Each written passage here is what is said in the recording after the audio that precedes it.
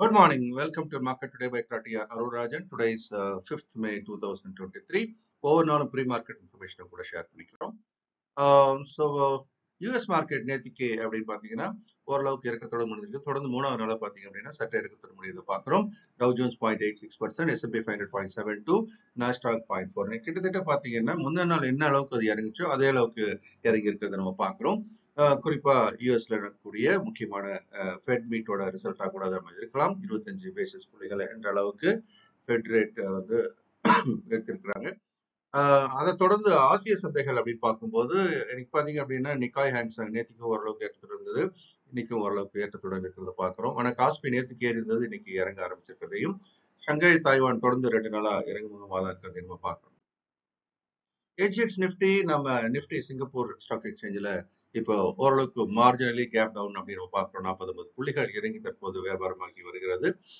தொடர்ந்து 2 நாளா gap down ஆனாலும் கூட அது வந்து பவுன்ஸ் பேக் ஆகிறத நம்ம பார்த்தோம். அதனால ஒவ்வொரு கேப் டவுனும் என்ன நடக்குது, பாட் இன் டூ, அப்போ பையோ டிப்ஸ் அப்படின்ற பாலிசியில தொடர்ந்து நீங்கள் ஈடுபடும் போது தினமும் வந்து வெற்றிகரமான ஒரு வியாபாரமாக தினமும் நடக்கிறது. நிஃப்டியோட ரேஞ்ச் இப்போ 18,000 17,850 இருந்து 18,350 போட்டிருக்கோம். ஸோ இந்த 350 எல்ஐ இன்னைக்கு இல்லை வரக்கூடிய நாட்களில் உடைக்கப்படுமான்னு பார்க்கணும். ஏன்னா ஓவராலா இது அப் ட்ரெண்ட்ல தான் இருக்கிறது நம்ம பார்க்கணும். நிஃப்டி பேங்க்கும் அதே மாதிரி 42,000 கீழே சப்போர்ட் அண்ட் ரெசிஸ்டன்ஸ் 44,300. இந்த எல்லையும் பார்த்தீங்க அப்படின்னா தொடர்ந்து ஏர்முகமாக இருக்கிறது நம்ம பார்க்குறோம். எல்லைகளையும் நம்ம தொடர்ந்து கொஞ்சம் கொஞ்சமா நம்ம அப் பண்ணிக்கிட்டே வரோம். மேக்ரோ எக்கனாமிக்கல் ஃபேக்டர்ஸ் அப்படின்னு பார்க்கும்போது 10 இயர் யூஎஸ் பாண்ட் பெரிய மாற்றம் இல்லை. $3.43 இண்டெக்ஸும் பெரிய மாற்றம் இல்லை. 101.25 இருக்கிறது பார்க்குறோம். பிரெண்ட் குரூடும் ஏறக்குறைய அந்த $72 $73 இந்த லெவல்லே இருக்கிறது நம்ம பார்க்குறோம். ஆனால் கோல்டு மட்டும் பார்த்தீங்கன்னா கிட்டத்தட்ட 1980 இருந்து இப்போ எங்க வந்தாச்சு $2,047 பெர் அவுன்ஸுக்கு. ஸோ தங்கம் வேகமாக ஏறி கொடுப்பதுன்றதை கவனத்தில் கொள்ள வேண்டும். யூஎஸ்டிஐனர் பெரிய மாற்றம் இல்லை. இந்த $81.80, 82 இப்படி அது வந்து ஒரு குறுகிய எல்லைக்குள்ள தொடர்ந்து இருக்கிறதை நம்ம பார்த்துட்டு வரோம். So other macro economical factors, US fed hike 25 basis point. நேற்றுக்கு யூஎஸ் ஃபெட் மீட்ல எஃப்ஓஎம்சி கூட்டத்தில் 25 பேசிஸ் பாயிண்ட் உயர்த்திருக்கிறாங்க. இது வந்து 10th ஹைக் இன் 14 months அப்படின்றது ஒரு ரெக்கார்டு. ஸோ ஜீரோல இருந்தது படிப்படியா எங்க வந்தாச்சு, 5% இருந்து 5.25% வந்தாச்சு. ஸோ ஃபெட் சேர்மன் ஜெரோம் போவல் இப்ப என்ன சொல்றாரு, ஓகே நான் இன்னும் ஃபர்தரா ஏற்ற மாட்டோம்னு சொல்ல முடியாது, ஆனாலும் இன்னும் டேட்டாவை நம்ம வாட்ச் பண்றோம் அப்படின்னு சொல்றாங்க. டேட்டா வாட்ச் பண்றதுன்னா என்ன, அவங்களுக்கு இன்ஃபிளேஷன் கட்டுப்பாட்டுக்குள் வர வேண்டும், அதான் ப்ரையாரிட்டி. இன்ஃபிளேஷன் எங்க இருக்கு, கிட்டத்தட்ட 8.5 இருந்து 5% வந்தாச்சு. ஆனா அவங்களோட டார்கெட் எவ்வளவு, 2%. அதை நோக்கி நகரமா அச்சீவ் பண்ணுவாங்களா அப்படின்றத வருங்காலத்துல தான் நம்ம பார்க்கணும். அதே சமயம் யூஎஸ் வந்து இன்னும் கொஞ்சம் ஜிட்டர்ல இருக்கிறதுக்கான காரணம் ஸ்மால் பேங்க்ஸ், ரீஜனல் பேங்க்ஸ் எல்லாமே, குறிப்பா இப்ப 2 பேங்க்கும் வந்து பிரச்சனை இருக்கிறது நம்ம பார்க்கிறோம். தொடர்ந்து நம்ம இது வந்து ஏறக்குறைய யூஎஸ்ல மட்டும் பாத்தீங்கன்னா 5வது பேங்க் வந்து பிரச்சனையில இருக்கிறத நம்ம பார்க்கிறோம். ஒரு வரையும் சரி பண்ணி கொண்டு வராங்க, பட் இன்னொன்னு ஒரு இடத்துல பிரச்சனையா இருந்து நம்ம பார்த்துட்டு தான் இருக்கிறோம்.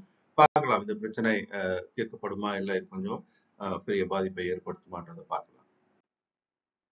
எஃப்ஐஸ் தொடர்ந்து பையர்ஸ் தான் இருக்கிறாங்க. தொடர்ந்து பாத்தீங்க அப்படின்னா இந்த 3 நாள்னா 1,500 கோடிக்கு வாங்கிட்டே இருக்கிறாங்க. 1,414 கோடிக்கு நேற்று வாங்கியிருக்கிறாங்க. டிஐஸும் பையர்ஸ், செல்லர்ஸ் கிடையாது, பையர்ஸ் 446 கோடிக்கு அவங்க வாங்கியிருக்கிறாங்க. ஸோ 2 பேருமே நேற்றுக்கு எஃப்ஐஸ் அண்ட் டிஐஸ் வாங்குறவளை பார்த்துருக்கோம். நிஃப்டி ஃபியூச்சர்ஸ் நிஃப்டியை லைவா 11 மணிக்கு எக்ட்ரா டிவி தமிழ் சேனல்ல நம்ம அனலைஸ் பண்றோம். தினமும் வியாபார வாய்ப்புகள் அடையாளம் காணப்படுகிறது.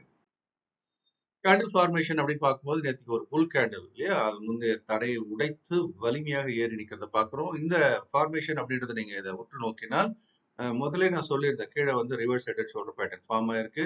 இதனுடைய டார்கெட் எவ்வளவு வச்சிருக்கோம், 18,800. அதை நோக்கிய பயணமா தான் இருக்குது. ஆனால் ஒவ்வொரு தடையும் ஒரு தடை இருக்கும் இல்லையா, அது மாதிரி முதல் தடையா ஃபெபனாச்சி ரேஷியோல போட்டிருந்தோம். அதுல 16.18%. அதில் தான் போய் தடுத்துருக்க பார்க்குறோம். தடுத்துட்டு நேற்றுக்கு என்னாச்சு, அதை உடைத்திருக்கிறது. அப்போ ஃபிபனாச்சியில் அடுத்ததுன்னா இது 100% நோக்கி போகிற மாதிரி இருக்கும்போது இது 18,589 நோக்கி நகரலாம் அப்படின்றது அடுத்த கட்டம். அதுக்கு அடுத்தபடியாக எதை நோக்கி நகரலாம், 18,800 முந்தைய உச்சத்தை தொடலாம், உடைக்கலாம். என்ன நடக்குது அப்படின்றத நம்ம பார்க்கலாம். ஸோ இப்போதைக்கு புல்லிஷான செனாரியோவில் இருக்கிறோம். இந்த வீடியோ உங்களுக்கு பிடிச்சிருக்க நம்பரை லைக் பண்ணுங்க, ஷேர் பண்ணுங்க, உங்களுடைய கமெண்ட்ஸையும் கீழே போடுங்க. இந்த நாளும் இனிமையான நாளாக இருக்க என்னுடைய மனமார்ந்த வாழ்த்துக்கள். இந்த வீடியோ உங்களுக்கு பிடிச்சிருக்கும் நம்புறேன். நீங்களும் லைக் பண்ணி ஷேர் பண்ணுங்க, உங்களுடைய கமெண்ட்ஸையும் எல்லாத்தையும் போடுங்க. இந்த நாளும் இனிமையான நாளாக இருக்க என்னுடைய மனமார்ந்த வாழ்த்துக்கள்.